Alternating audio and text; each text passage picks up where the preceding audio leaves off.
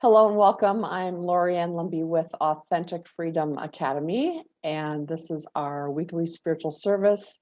Today is Friday, October 1st, 2021. And our theme today is liberation. And so let us begin with a brief meditation to give ourselves all an opportunity to arrive here. And so I'll invite you to close your eyes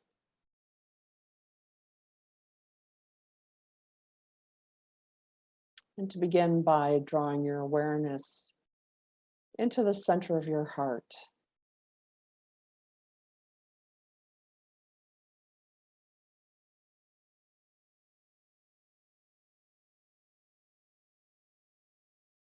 And with your awareness held in that heart space, drawing each breath into the heart and releasing it from your heart. Breathing into your heart, breathing out from your heart. Allowing that rhythm of your breathing and your mindful attention to anchor your mind, your thoughts, your intention into that heart space, that center of love, compassion,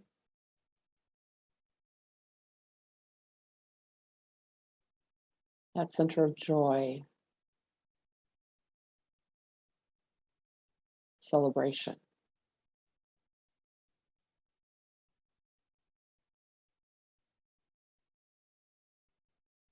Allowing yourself in that breathing to share in and participate with that energy of love that has created all things.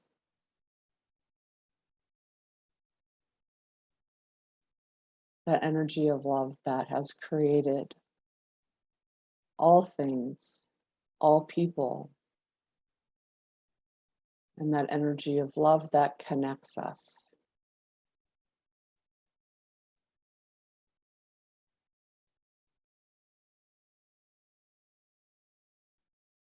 In your breathing, connecting with that creative power,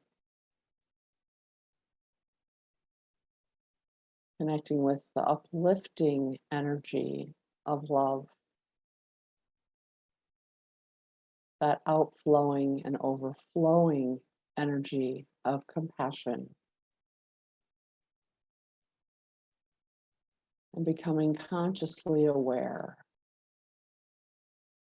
of the ways in which we are all connected through that endless, limitless stream of love. And let us pause for silence in a few moments as we anchor ourselves in that loving intention.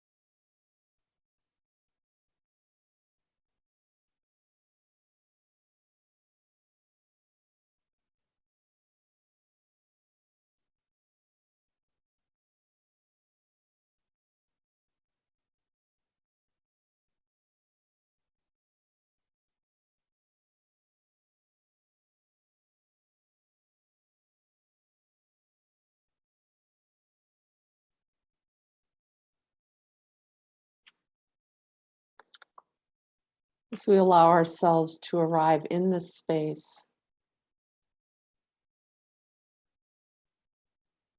I want to share with you this reading from the Gospel of the Beloved Companion. And I invite you to hear these words.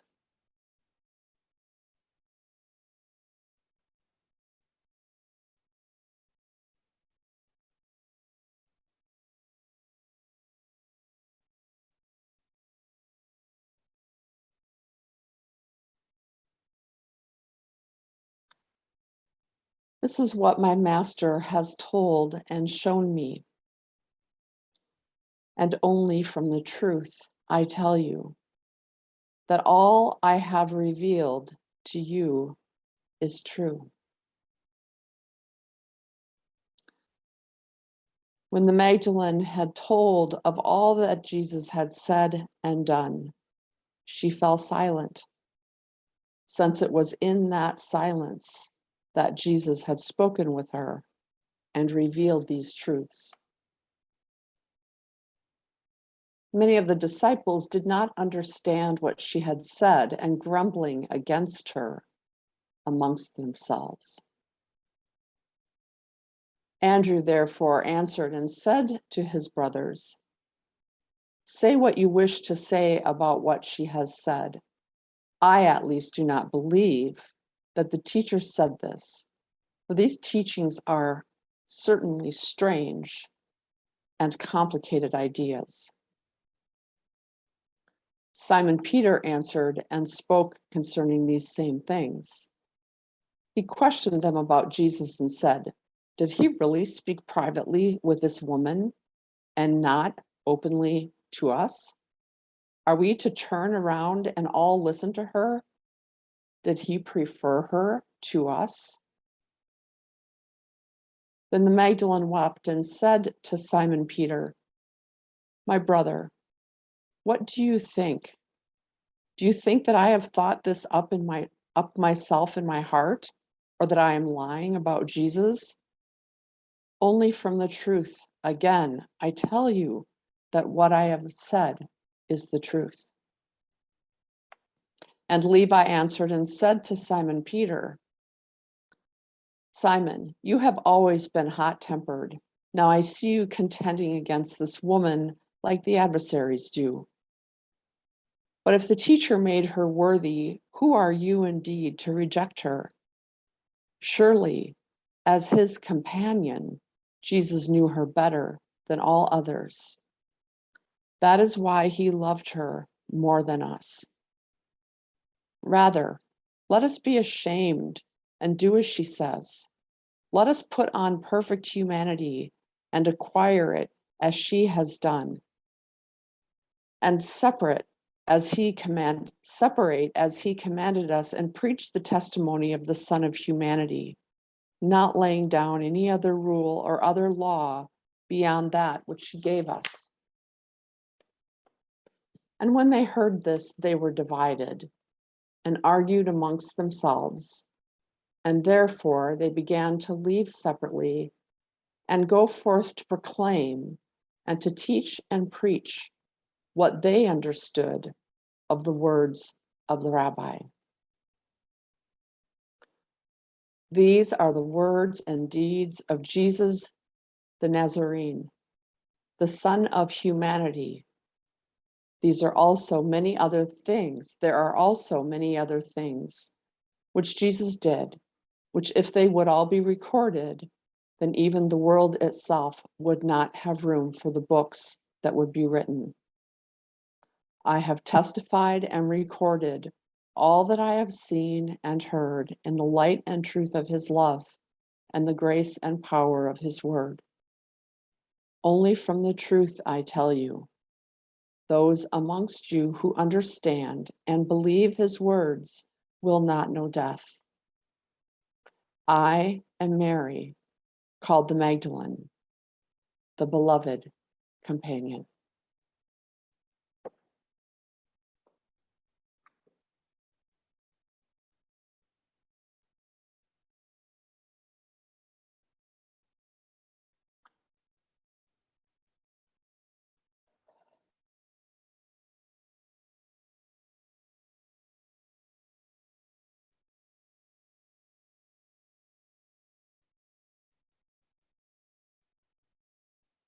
I was called to identify liberation as the theme of our gathering today. Liberation because so I'm just going to say I'm late to the party, and maybe some of you have already read this book, but if you have not yet, The Gospel of the Beloved Companion by it's French, Jean de Quillen. This book, it's hard for me to give words to it because I'm not sure if I'm going to cry, burst into tears of relief, or stand up and have a party. And I feel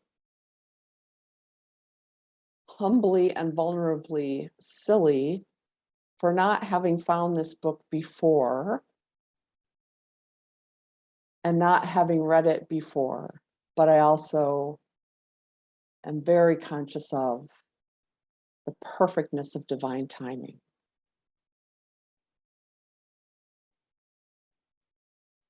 And the reason this text brings me to tears is because in reading the Gospel of the Beloved Companion, all of my questions have been answered. All the questions that have come forth specifically in reading the Gospel of John, which the Gospel of the Beloved Companion is closest to in word and form. Some have suggested that this is the original text of John's Gospel. And in that, confirming my suspicions or thoughts that John's Gospel was not written by John, but was written by Mary Magdalene. The Gospel of the Beloved Companion puts all of the questions of John's Gospel to rest. The first and foremost being who actually showed up at the resurrection and was the first witness to the resurrected Christ. In the Gospel of the Beloved Companion, there is no question. It is Mary Magdalene, period. And Peter never showed up, or did any of the other disciples. Remember when we talked about that redacted section of the Gospel of John, where there's this beautiful story of Mary going to the tomb to visit the tomb of her beloved whose crucifixion and death she witnessed. And she goes to the tomb to pray and finds the stone rolled aside, and the conversation with the gardener, who turns out to be Jesus himself. Remember when we studied that and we looked at that weird insert about here's two sentences about Mary, and then all of a sudden Peter's in the game. And then all of a sudden Peter's gone and Mary's left with the gardener. The Gospel of the Beloved Companion proves that that is indeed a redaction inserted by an institution with a Petrine privilege, with a patriarchal agenda. The Gospel of the Beloved Companion answers the question about the wedding at Cana. Whose wedding is this? And why is Jesus called to deal with the wine? I'm not going to give you the answer. The Gospel of the Beloved Companion answers that question.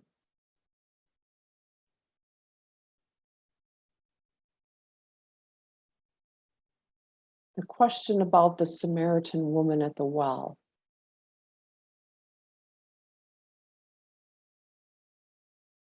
The story in John's gospel has always struck me as odd because here's this amazing encounter and we never hear of that woman again. If you had had the kind of intimate encounter with Jesus that she had had, wouldn't you continue to want to be part of the story? Where'd she go? What happened to her? The Gospel of the Beloved Companion answers that question.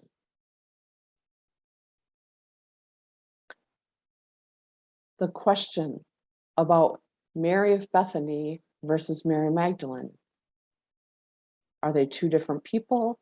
Are they one and the same? The Gospel of the Beloved Companion answers that question.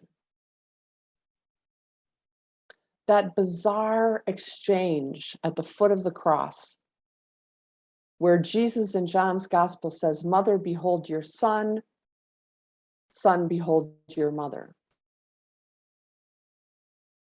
That passage has never made sense to me. What does it mean? In John's Gospel, it seems to imply that Jesus is giving his mother's care over to John, the apostle, presumably the same apostle that wrote the Gospel of John. The Gospel of the Beloved Companion has a different answer to that story.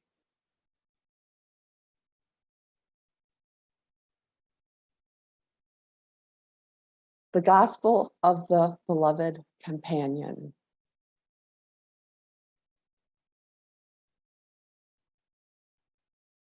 According to the author, is an original gospel text written by Mary's own hand in the 1st century.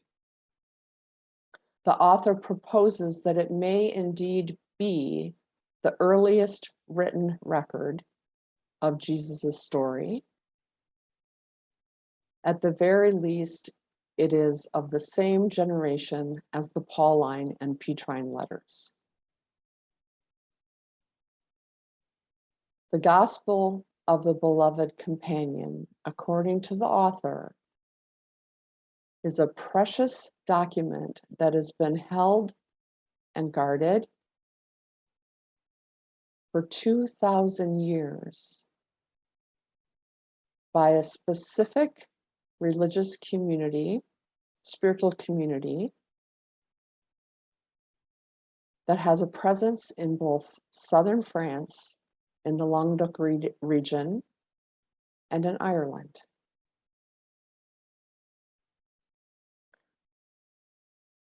That tradition continues today.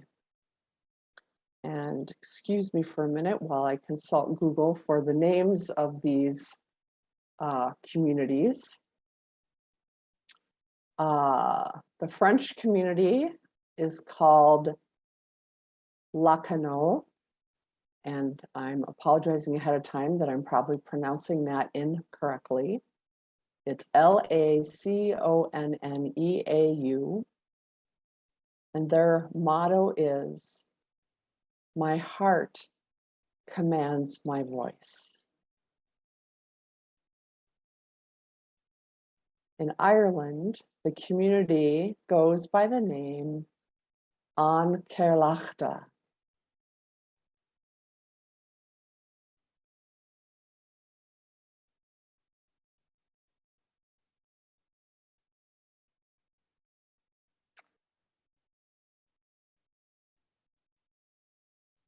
In the over 20 years, well, in the lifetime of studying Mary Magdalene, but specifically the scholarly works that have been published in the last 30 years,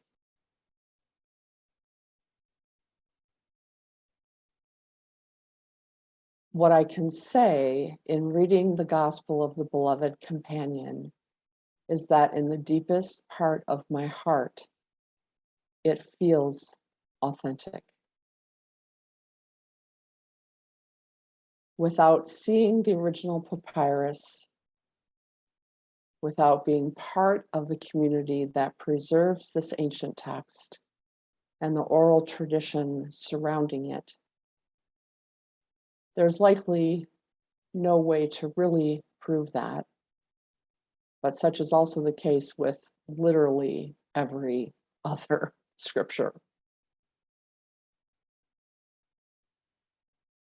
The gospel of the beloved companion presents the Jesus that we know in our heart. A man of deep compassion and care. A man that was not seeking to be Messiah or preaching about salvation in some heaven light years away. This is the Jesus that spoke exclusively about the kingdom within. This is not the institutional Jesus that's preaching dogma or doctrine or all the rules and regulations you need to follow or adhere to in order to make it into heaven's good graces. This is the Jesus that says, here are the tools, here are the practices that will help you find peace, contentment, and joy right here, right now. Here are the resources that will help you find your way through the difficult challenges of life. This is the man that reaches out in love to all in need of love.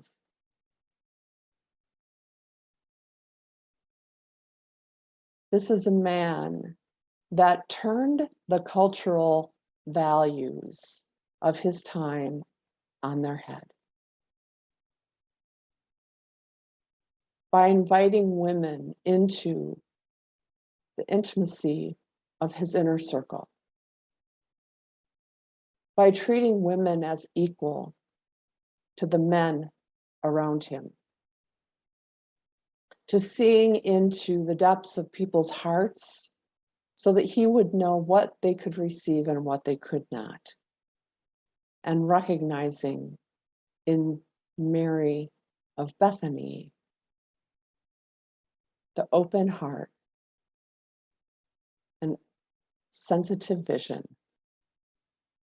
that could receive the fullness of his teachings. And in her ability to receive the fullness of those teachings, the gospel of the beloved companion shows Jesus giving her the title of Magdalene, the tower of knowledge, the tower of faith, the beacon of love. This is the Jesus who recognized among his companions the one who could carry the fullness of his message and take it out into the world to be shared. He recognized this in Mary and empowered her to do that. Additionally, he gave her the strength and the vision and the insight and the compassion to endure criticism of the men with whom she learned and journeyed, condemnation by those who could not receive the fullness of Jesus' message, and the heartbreak of watching Jesus's intimate community fall apart into many branches going out into the world, some sharing the truth, others sharing their own version of the truth.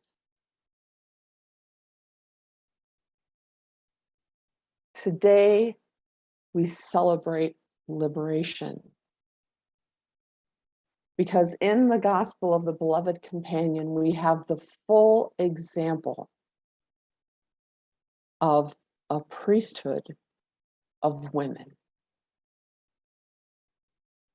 an apostleship of women.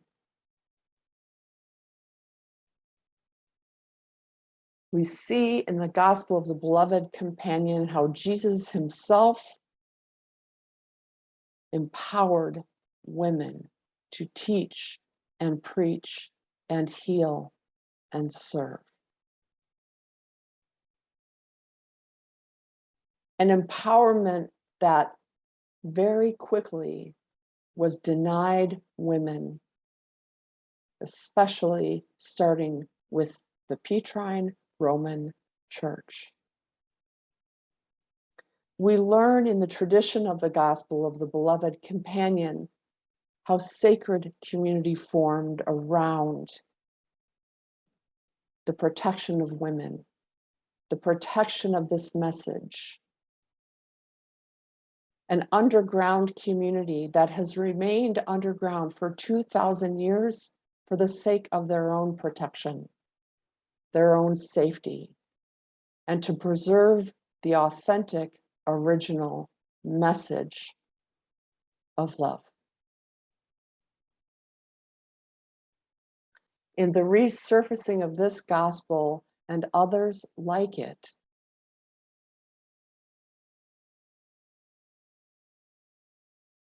we have the permission, not the right word.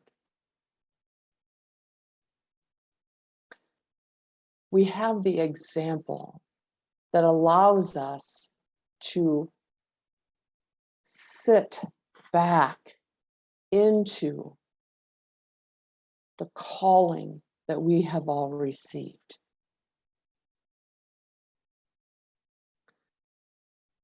To hold that calling, to abide by that calling, to adhere to that calling,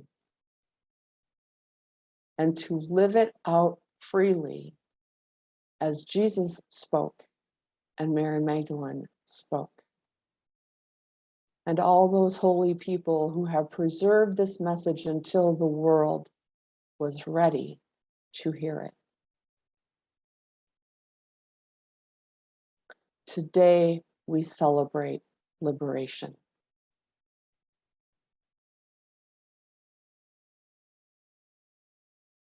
And we breathe a sigh of relief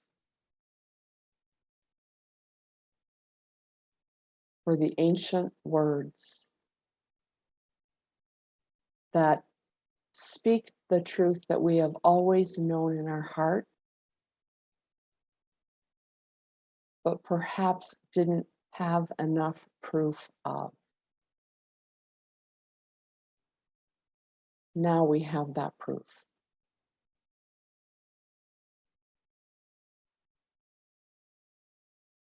So I invite us to take a few moments in silence as we collectively allow our hearts to be open to receiving and knowing and anchoring and living that truth.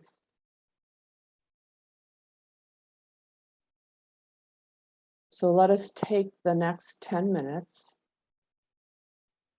and allow ourselves to simply be with the Magdalene, to be with Jesus, and to be with the energy and power of the gospel of the beloved companion.